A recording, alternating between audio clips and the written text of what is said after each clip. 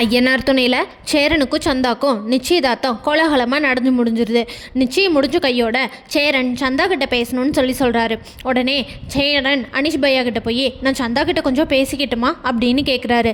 சரிங்க பையா, அதான் நிச்சயதார்த்தம் முடிஞ்சிருச்சல, இங்கேங்க இந்த ரூமில் வந்து பேசிக்கோங்க அப்படின்னு சொல்லிட்டு ஒரு ரூம்குள்ளே போய் பேசிகிட்டு இருக்கிறாங்க. பேசிகிட்டு இருக்கும்போது சந்தா கிட்ட சேரன் ஏன் இவ்வளோ கேப்பில் நிற்கிறப்பா, கொஞ்சம் பக்கத்தில் வந்து நின்ன அப்படின்னு சொல்கிறாரு. உடனே சந்தாவும் வேகமாக வந்து கட்டி பிடிச்சிக்கிறாங்க. கார்த்திகா பேகெல்லாம் எடுத்துகிட்டு ஊருக்கு போகலாம் அப்படின்னு சொல்லிட்டு அந்த ரூம்குள்ளே வரும்போது சேரனும் சந்தாவும் கட்டி பிடிச்சிட்டு இருக்கிறத பார்த்துட்றாங்க. கார்த்திகாவுக்கு ஒரு சங்கட்டமாக போயிடுது. உடனே கார்த்திகா டக்குன்னு வெளியே போகிறக்குள்ள சேரன் கார்த்திகாவை பார்த்துட்றாரு. இல்லை மாமா, ட்ரெயினுக்கு நேரமாச்சு, நம்ம கிளம்பலாமா அப்படின்னு கேட்குறாங்க கார்த்திகா. இதை கேட்ட சேரன் கிளம்பலாம்ப்பா, அவ்வளோதான் வந்துடுறேன், ஒரு 2 மினிட்ஸ் பேசிட்டு வரேன் அப்படின்னு சொல்கிறாரு. சரிங்க மாமா அப்படின்னு சொல்லிட்டு கார்த்திகா வெளியே வெயிட் பண்ணுறாங்க. சந்தாவை உடனே சந்தாவோட அப்பாவும் அம்மாவும் கூப்பிட்டங்காட்டி சந்தா வெளியே வராங்க. சந்தா வெளியே வரும்போது கார்த்திகா கதவு கிட்ட நின்றுட்டு இருக்கிறத பார்த்துட்டு என்ன கார்த்திகா இங்கே நிற்கிறாங்க அப்படின்னு சொல்லிட்டு சந்தாவோட அப்பா அம்மாவை பார்க்குறக்கு சந்தா போயிடுறாங்க. கார்த்திகா உடனே ரூம்குள்ளே வந்து மாமா எனக்கு ஒரு சந்தேகம், நான் உங்ககிட்ட கேட்கட்டுமா அப்படின்னு கேட்குறாங்க கார்த்திகா. இதை கேட்ட சேரன் சொல்லுப்பா என்ன சந்தேகம் அப்படின்றாரு.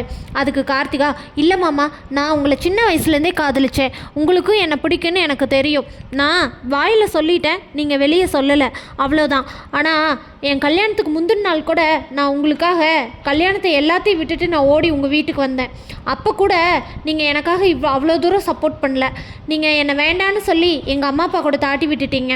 ஆனால் சந்தாக்காக நீங்கள் எல்லாத்துக்கூடையும் சண்டை போடுறீங்க, சந்தா தான் வேணும் அப்படின்னு சொல்லிட்டு ரொம்ப ஸ்ட்ராங்காக இருக்கிறீங்க, அதுக்காக நீங்கள் என்னென்னமோ பண்ணுறீங்க, அதெல்லாம் என்னால் ஏற்றுக்க முடியல.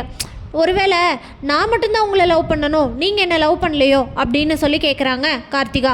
இதை கேட்ட சேரன் இல்லைப்பா கார்த்திகா, நானும் உன்னை விரும்பினேன், நீ என்னை விரும்பின அளவுக்கு நானும் உன்னை விரும்பினேன், ஆனால் சூழ்நிலை நம்மளை சேர்த்து வைக்கல.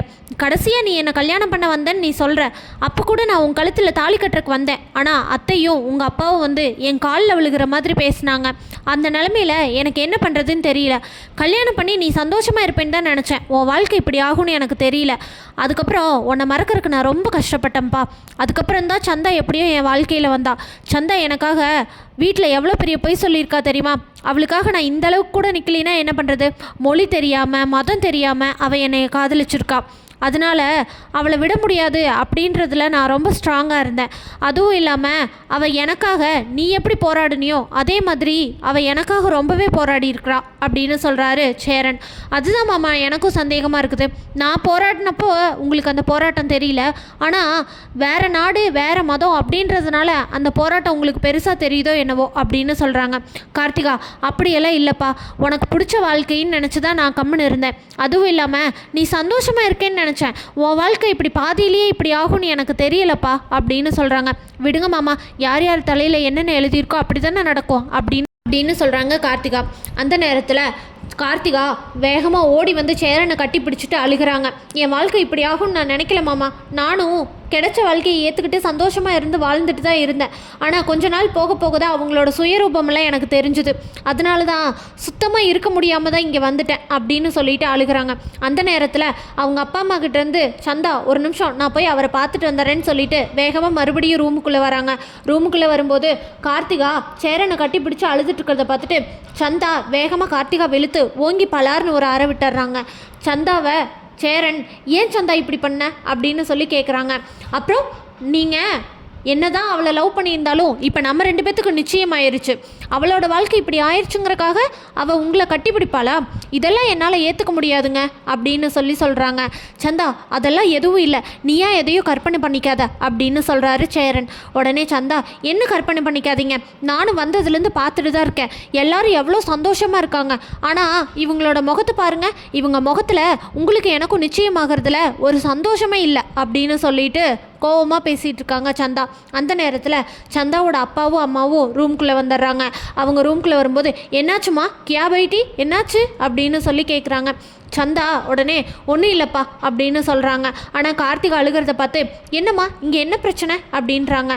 நடேசன் அங்கே வந்து என்னடா இங்கே என்ன நடக்குது அப்படின்னு சொல்லி கேட்குறாரு.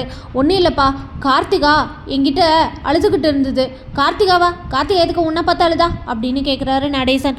உடனே இல்லைப்பா ஒன்றும் இல்லைப்பா, அது ஏதோ பேசிகிட்டு இருந்தது, அதுக்குள்ளே சந்தா அதை தப்பாக புரிஞ்சுக்கிச்சுப்பா அப்படின்னு சொல்கிறாங்க. நான் தப்பாக புரிஞ்சுக்கிட்டேன்னா சொல்லுங்கள் சேரன் அப்படின்னு கேட்குறாங்க சந்தா கொஞ்சம் நேரம் பொறுமையாரு அப்படின்னு சொல்கிறாங்க. நிலா உடனே சந்தாவை கூப்பிட்டு சந்தா எதாக இருந்தாலும் பேசி தீர்த்துக்கலாம் அப்படின்னு சொல்கிறாங்க. இல்லை நிலா, நீங்களே பார்க்குறீங்கள, இவங்க ஃபங்க்ஷனுக்கு வந்து ஏதாச்சும் சந்தோஷமாக இருந்தாங்களா? ஏண்டா இங்கே இந்த ஃபங்க்ஷன் நடக்குது அப்படிங்கிற மாதிரி தானே இருக்காங்க. இவங்க முகத்தை பாருங்களேன், ஒரு சந்தோஷமே இல்லையே அப்படின்னு சொல்கிறாங்க. இதை கேட்ட நிலா நானும் கவனிச்சுட்டு தான் இருந்தேன், எதுவாக இருந்தாலும் பேசிக்கலாம் அப்படின்னு சொல்கிறாங்க. சந்தாக்கு கார்த்திகா மேலே ஒரே டவுட் ஆயிடுது. கார்த்திகா இந்த கல்யாணத்தை நிறுத்தறதுக்கு ஏதாவது பண்ணுவாங்களான்னு தெரிஞ்சுக்க நம்ம சேனலை மறக்காமல் லைக், ஷேர் அண்ட் சப்ஸ்கிரைப் பண்ணிக்கோங்க.